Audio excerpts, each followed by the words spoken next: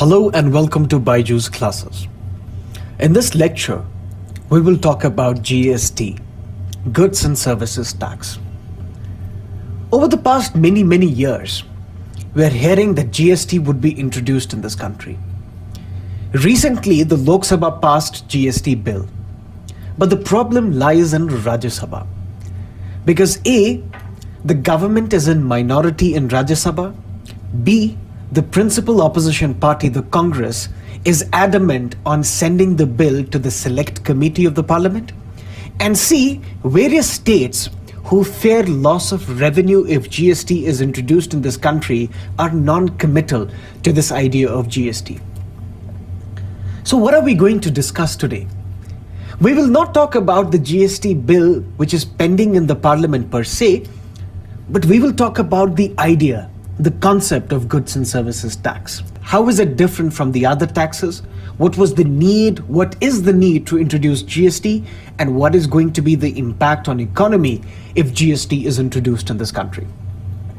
And when the GST bill which is pending before the parliament is passed by both houses of the parliament, then we can have a full-fledged debate and discussion on the context, contours, the rationale behind goods and services tax, the flaws that there may be in the GST Act, and also the way forward. So let's get started with this discussion. And let me first start with some of the important concepts behind GST. To begin with, let us talk about two broad categories of taxes in this country: indirect tax and direct tax. We have other different categories of taxes as well, like ad valorem and specific tax, progressive and regressive tax. But for the purpose of this lecture, we'll talk about direct tax and indirect tax. What is a direct tax? Direct tax is a tax whose tax liability one cannot shift to someone else. For example, you work in a multinational company, you draw the salary. On that salary, you have to pay tax to the government, which is the income tax. This tax is imposed by the center on you, and it is you who has to pay this tax because you cannot shift this tax liability to someone else. This is a direct tax. Other examples like corporate tax, like wealth tax, minimum alternate tax. Now, what is an indirect tax? An indirect tax is a tax whose tax liability one can shift to someone else. Let us talk about three important indirect taxes in this country. A, central excise. This is the tax imposed by the center on the production or manufacture of goods. B, sales tax. Sales tax is the tax imposed by the states on the distribution of goods. C, service tax. Service tax is the tax on the production and distribution of goods and services. That means those goods and services which cannot be separated. Those goods and services which are delivered at the same time. Now wait for a moment, because the nomenclature is going to change. Central excise became CENVAT. The state sales tax became state level VAT. And this central excise, sales tax, service tax, and many other indirect taxes will be subsumed in what is known as Goods and Services Tax, GST. But we will come to GST a bit later, but we are hearing something interesting here: VAT, Value Added Tax. Now let us talk about VAT. What was the need to bring in value added tax? And what are the limitations in VAT for which we need the introduction of goods and services tax in this country? Let me explain this with an example. This is just an example for the purpose of understanding. Now, for example, the farmer produces wheat. To produce wheat, one needs some raw material. For example, the farmer accrued 10 as input. He makes a profit of 20 and the output is 30. He sells this wheat to miller, who grinds this wheat to make flour. The input for the miller is 30, but he wants to pocket a profit of 20, so the output becomes 50. So the miller sells this flour to the baker at the cost of 50, and the baker then adds some other ingredients to make a cake and sells it to the shopkeeper for 90, and the shopkeeper pockets a 10 rupee profit and sells it to the final consumer for rupees 100. Let us now say and presume that central excise or state sales tax rate is 10%. And this 10% tax is imposed on the output. So in the first stage, the output is 30, so central excise or sales tax is 3. The second stage 5, then 9, then 10. And total, if we'll add all these things, then it will become 27. So this is the tax liability in all these stages under the central excise and sales tax regime. But do you notice a problem here? The problem is that on the input, that means the raw materials, at first stage raw materials are taxed. The output becomes 30, and again the raw materials are taxed at the second stage, at the third stage, even at the final stage.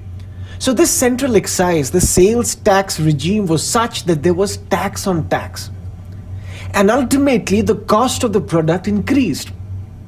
So the government realized, first the central government realized, let us eliminate central excise and replace it with VAT. And then the central government asked the states, please replace your sales tax and replace it with VAT. So what is VAT? In VAT, tax is not on the final output, but tax is on the value addition. That means whatever value addition you make to a product, on that value addition you have to pay tax to the government. Now, for example, let us for the argument's sake assume that the VAT rate is 10%.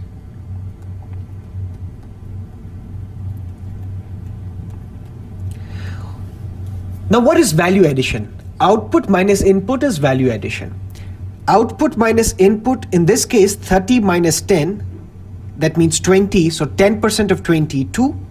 50 minus 30, 2, 4, 1. That means tax liability in this case is only 9. The cost of the products decrease. This is not tax on tax, but this is only tax on value addition. But you might be asking this question, that in central excise and sales tax regime, the tax accrued by the government, the tax revenue generated for the government was 27. But in case of VAT, the tax revenue is only 9. So this results in the loss of revenue. But in central excise and sales tax regime, there was widespread tax evasion. Tax was evaded at various stages, and ultimately what the government would get, they would not get even the 9 rupee. But in case of VAT, entire 9 rupee would be pocketed by the government as the tax. Now how and why? For example, in central excise and sales tax regime, let us assume that we will eradicate all these stages. In a sense that the farmer produces wheat, farmer grinds this wheat to make flour, farmer makes the use of that flour to make cake, and farmer sells this cake as well. So what is the input cost? 10. What is the final cost of the product? 100. So what is the tax on the output? 10%. That means in this case only 10 rupee were accrued by the government. That means if you reduce the number of stages in this entire process, that means the tax revenue available to the government will be less. But let us take the VAT regime. Even if you will reduce the successive stages, the tax is on value addition. That means in this case, value is added from 10 rupees to 100 rupees. That means 90 rupees are added as value addition. 10% tax on 90, that means 9. Isn't that the same amount that the government would get in the VAT regime? Even if the stages are reduced, ultimately the government would get the same revenue. That means there is tax on value addition, not tax on tax. But how can we be sure that whatever revenue governments are bound to get, they will be getting it? Now there is an interesting thing here. Now in all these stages, invoices or receipts are to be maintained. That means if the baker has to get flour from the miller, he will ask the miller for invoice. If the miller does not give him the invoice, that means the baker has to pay the entire tax on 90 rupees. Otherwise, he had to pay on his value addition, 90 minus 50. So invoices would be maintained at each successive stage, and if the tax is invaded at one stage, then that tax will be captured at the second successive stage. So this is one of the most important, fascinating aspects of value-added tax. And this is the reason why value-added tax was introduced in this country, to reduce this cascading nature of tax on tax, and so that the final cost of the product decreases. But there is also another problem with VAT. In India's case, we do not have VAT. This ideal VAT is not practiced. We practice a modified form of VAT, which is called SANVAT at the central level and which is called state level VAT. Now, what is this modified VAT that we use in case of India? In case of India, we tax on the output. But whatever the input costs are, those input costs are reimbursed back. Now, what does that mean?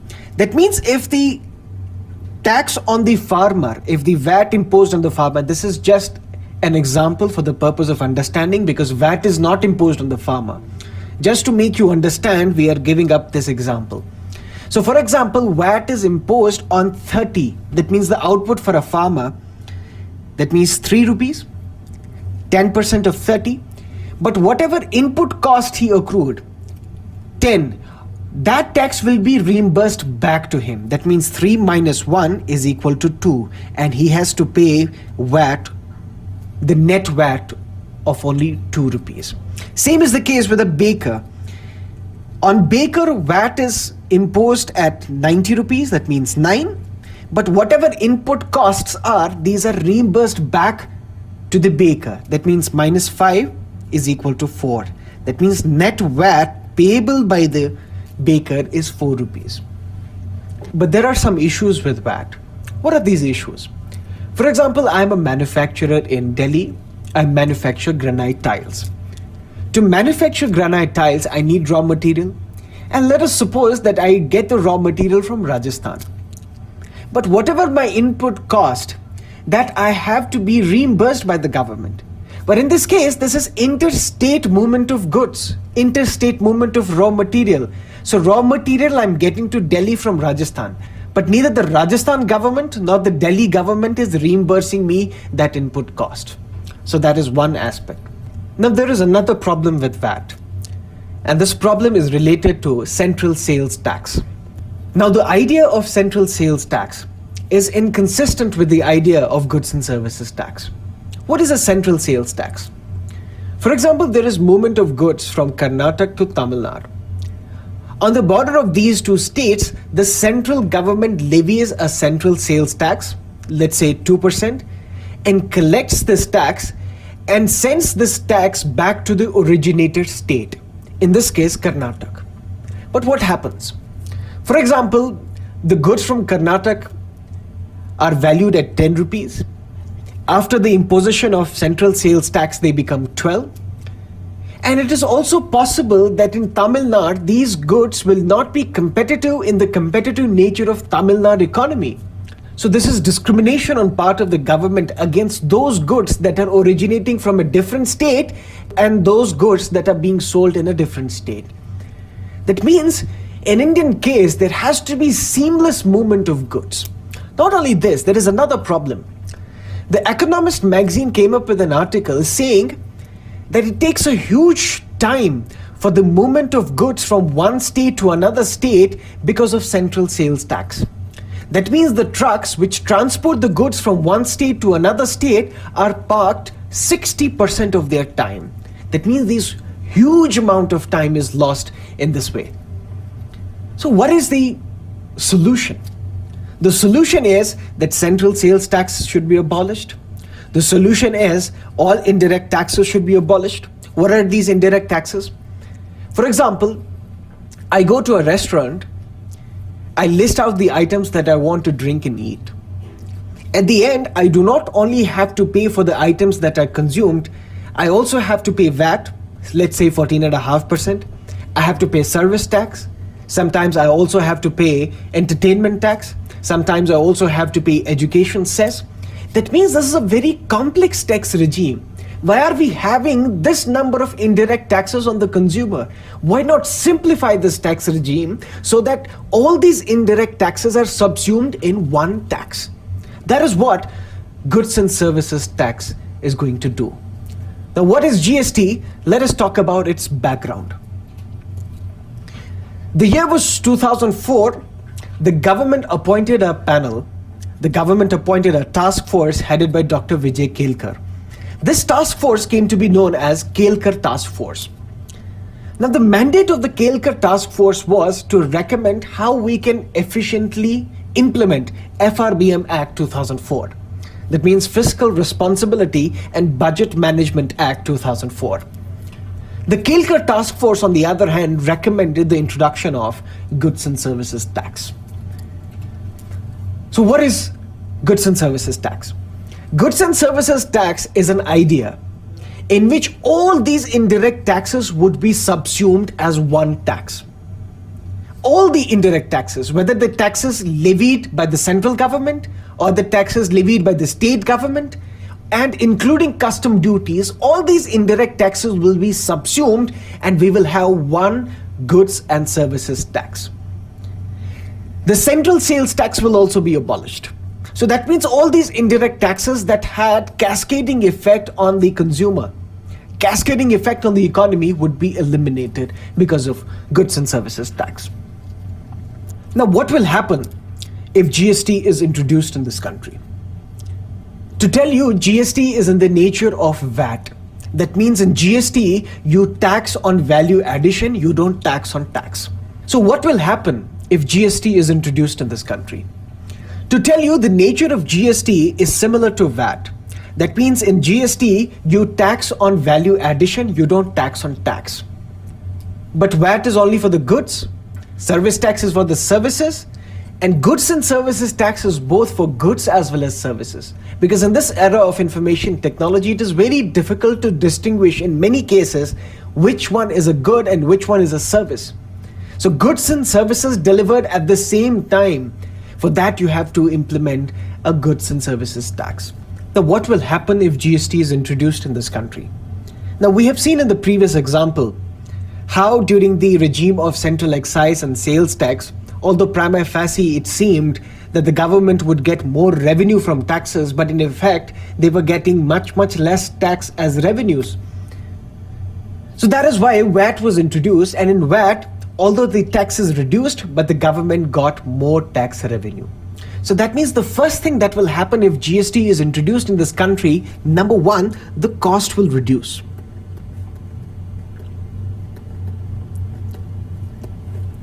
When the cost of the products will reduce, that means under demand and supply, the demand for those goods will also increase. So now if cost will reduce, that means the demand for those products will increase. When demands for those products will increase, that means GDP will grow. That is one part. The other part, the cost reduces. The customers who buy these products, they will end up saving more. So that means savings rate in this country would increase. When savings rate would increase, that means the government would use these savings to fund infrastructure projects. That means GDP will grow. And also, tax collections will be huge. There will be tax buoyancy. That means tax to GDP ratio would also grow. So this is going to be a win-win situation for the Indian economy. And as per various estimates, if GST is introduced in this country, if GST is implemented, the Indian economy is to grow anywhere between 0.9 to 1.5%. And that is a huge growth. But I talked about that in India, we do not follow an ideal VAT. We follow central VAT. We do not follow the ideal VAT. We follow state level VAT. Same is the case with the GST. We won't be following the ideal GST where all these indirect taxes would be subsumed as one, but we will be following an Indian version of goods and services tax, what we call All India Goods and Services Tax. So we will be talking about how Indian GST is different from GST in other countries, because there are more than 100 countries in the world that have GST in place. Now let us briefly talk about the GST bill that is pending before the Parliament. A constitutional amendment is required to give concurrent power to both centre as well as states to make laws for the taxation on goods and services. Now in Indian case, we will have a dual GST, a central GST imposed by the centre, a state GST imposed by the states. That means CEN-VAT would come under central GST, state level VAT would come under state GST, and then we will also have integrated GST.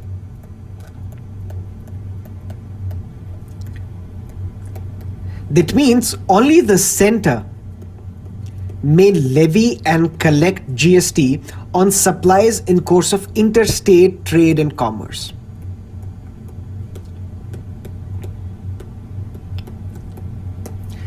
This tax would be divided between the centre and the states in a manner provided by the Parliament based on the recommendations of the GST Council. So now we have a GST Council as well. So what is the bill saying? The bill is saying that within 60 days of GST entering into force, the President shall have to constitute Goods and Services Tax Council. Now we will not talk about the composition of the GST Council, the functions, the mandate of the GST Council, because we believe that if the bill is referred to the Select Committee, then these functions might change. But to give you a picture, we will have a GST Council when GST Bill will become an act. Within 60 days of this act entering into force, we will have a GST Council. But how is Indian GST different from other GST? The question that we began with. In Indian GST, all these indirect taxes would not be subsumed into GST. A. B. The central sales tax, which was the tax imposed by the centre on the movement of the goods from one state to another, would continue in a different form. That is what we call integrated GST. So the central government will levy this GST on the interstate movements of goods and services at 1%. But the central government is saying that we are going to levy this tax for only 2 years, or whatever time the GST Council will prescribe. So we may well extend this duration. So you might well have a situation where integrated GST is imposed on the interstate movements of goods and services for more than 2 years. And this would defeat the very purpose of goods and services tax. Not only this, there are some items which are exempted from the GST, like alcoholic liquor.